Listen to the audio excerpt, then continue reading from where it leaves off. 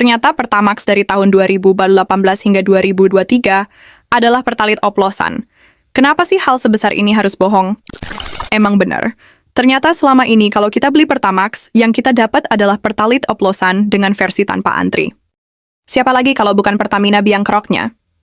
Kasus ini telah diungkap Kejaksaan Agung, yang merugikan negara 193,7 triliun rupiah. Permainan blending atau oplosan pertalit jadi Pertamax, secara masif ini adalah salah satu penyebab BBM di Indonesia melambung tinggi harganya.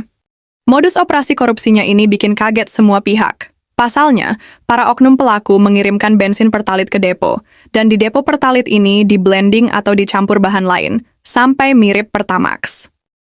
Realitanya, senyawa BBM hasil blending malah merusak mesin kendaraan bermotor jenis apapun. Banyak kasus dari mogok hingga turun mesin akibat menggunakan Pertamax oplosan ini, yang terjadi antara tahun 2018 hingga 2023. Namun masyarakat tidak perlu khawatir.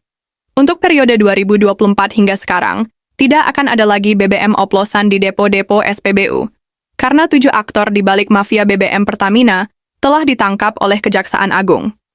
Yang salah satu di antaranya adalah anak dari Raja Minyak di Indonesia. Kita pasti marah atas terbongkarnya kasus ini, karena satu-satunya tindakan korupsi, yang efeknya dirasakan langsung oleh masyarakat keseluruhan. Mimin ada satu pertanyaan besar, di mana orang-orang yang kemarin teriak-teriak kalau Presiden Prabowo itu cuma omon-omon doang. Apakah mata mereka tidak bisa melihat kalau kasus korupsi lagi dibabat habis satu persatu? Kemarin dalam satu hari aja, ada 3 kasus korupsi besar yang terbongkar. Pertama, kasus korupsi PT Timah. Kedua, kasus korupsi impor gula. Ketiga, kasus korupsi di Kementerian Keuangan. Anehnya, kenapa banyak yang tidak mendukung pemberantasan korupsi yang dilakukan pemerintah saat ini? Apakah mereka mendukung para koruptor? Seperti para 7 tersangka ini, yang mengelak telah mengoplos pertalit sebelum ditangkap oleh Kejaksaan Agung.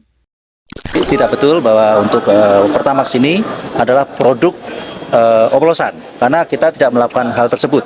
Dan tadi juga kami jelaskan bahwa di terminal-terminal storage di Pertamina Patraniaga tidak terdapat fasilitas blending untuk produk gasolin. Yang ada adalah fasilitas penambahan aditif dan pewarna. Namun, bagaimana menurut kalian? Tulis pendapat kalian di kolom komentar. Terima kasih. Ditemukannya fakta bahwa RS selaku Dirut Pertamina Patraniaga melakukan pembayaran terhadap pembelian RON 92. Jadi kalau RON 92 itu kan, itu yang kita ketahui pertama. Tetapi barang yang datang itu di bawah RON 92. Nah, ada yang 88 misalnya. 88 itu berarti premium, 90 pertalite.